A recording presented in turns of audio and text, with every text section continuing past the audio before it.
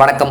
மக்களுடன் முதல்வர் திட்ட முகாமில் 2204 பயனாளிகளுக்கு 13 கோடி மதிப்பிலான நலத்திட்ட உதவிகளை போக்குவரத்து மற்றும் மின்சாரத்துறை அமைச்சரும் தொழிலாளர் நல பாதுகாப்புத்துறை அமைச்சர் வழங்கினார்.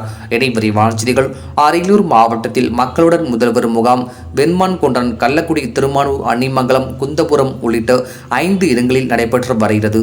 இம்முகாமில் செயல்பாடுகள் வாங்கப்படும் மனுக்கள், அதன் விவரங்கள் குறித்து போக்குவரத்து மற்றும் மின்சாரத்துறை அமைச்சர் சிவசங்கர், தொழிலாளர் நலத்துறை அமைச்சர் சி.வி. கணேசன் ஆகியோர் பார்வையிட்டு ஆய்வு செய்தனர். மேலும் முகாமில் தொழிலாளர் நலத்துறை, வேளாண்மை துறை, தோட்டக்கலைத்துறை, சுகாதாரத்துறை உள்ளிட்ட பல்வேறு துறைகளின் சார்பில் 2204 பயனாளிகளுக்கு 13 கோடி மதிப்பிலான நலத்திட்ட உதவிகளை வழங்கினர்.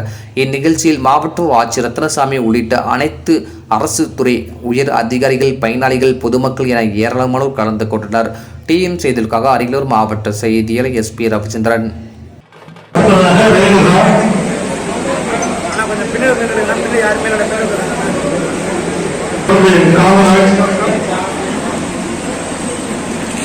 அடுத்ததாக சொர்க்கலிங்கம் அவர்கள் சத்யா செல்வம் அவர்களுக்கு மருத்துவ பெட்டகம் வழங்கப்படுகிறது. சத்யா பாக்கியராஜ் அவர்களுக்கு மருத்துவ பெட்டகம் வழங்கப்படுகிறது. அடுத்ததாக பவித்ரா, அடுத்ததாக தீபா அவர்களுக்கு 1,52,000 காசோலை வழங்கப்படுகிறது.